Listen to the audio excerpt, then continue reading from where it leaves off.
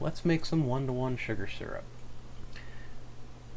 We have a little induction heater out here with a pot, and this will bring this water to a boil. And I have a food grade bucket here that I got over at the grocery store. They have a bakery there. Their buttercream icing comes in this bucket. You just ask them for it, they're happy to give it to you. They don't bother cleaning them out because they're just going to go into the recycling bin, and so you gotta wash them out with a little soap and water. But quite honestly, it's much cheaper than buying one from the restaurant supply, and certainly better for the environment to reuse something than to actually send it through the process of getting recycled. So I'm going to open up this bucket here and toss in this sugar. The nice thing about these buckets is they come with a lid with a nice giant O-ring rubber seal in them, so when you do have your sugar syrup mixed up, if you're not running a whole bunch of hives, if you just got like one or two or whatever, you're not going to use all this syrup at once. So when you put that lid on there, it forms a nice airtight seal.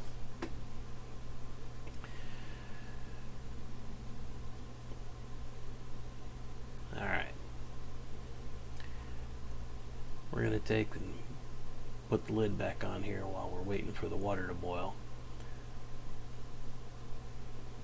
And that'll keep any bugs or dirt or whatever from going in there while we're waiting. Now I've cut out a little of that time because I didn't figure people would like to watch water boil. Alright, now I'm getting my water.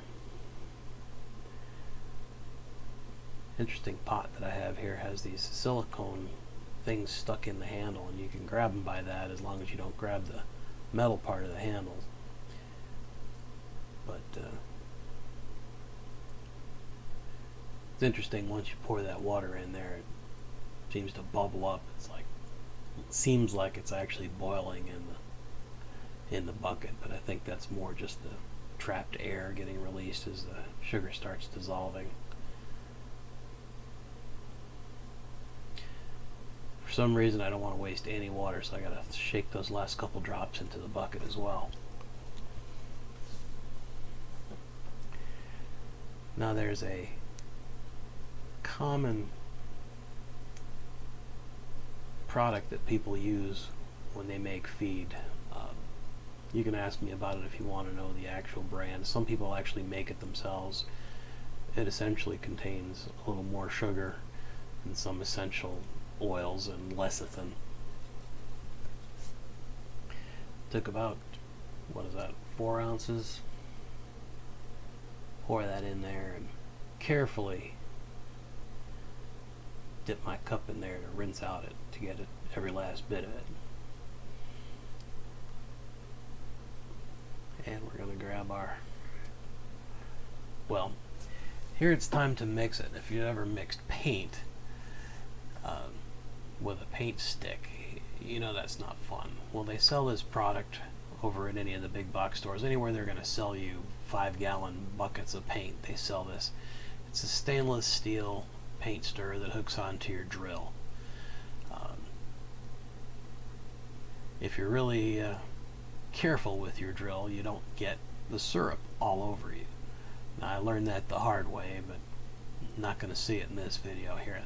The way I do it is I squeeze the trigger just a little bit until it creates that, you can see that little vortex where everything seems to be going down into the bucket. If you just stick that drill in there and squeeze hard, you're going to have sugar syrup all over the place because it'll shoot it right out of that bucket. The other thing you got to watch for is when you put that on there, you got to make sure that you got it on there nice and tight. Because in this particular case, I must have been in a hurry, and off it comes. Well, you know, you grab it, crank that chuck on there a little bit, and keep it spinning. Now, this video is not speeded up, so you're seeing the actual amount of time it takes me to mix this with the drill. Just spin it a little bit and then mix it around plainly until you don't feel any more sugar on the bottom of the bucket. You can't see my finger moving here, but we're giving it just a little squeeze each time. And then every so often I take and just shake the whole drill all the way around to mix it. Well, that was it. That's all the mixing that there is. I'm going to shake off our paint stirrer here.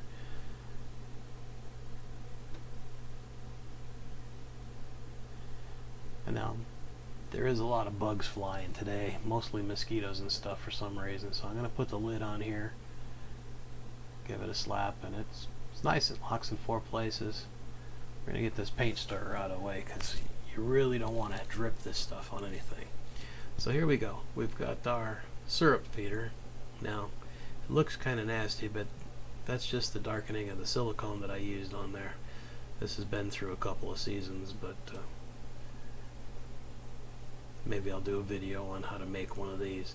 But the idea is, in the large area there to the left is where you put your syrup, and then the bees come up through the holes and feed inside that fenced area. Now, here we are back out at the hive, and as I said, this is a fairly new nuke.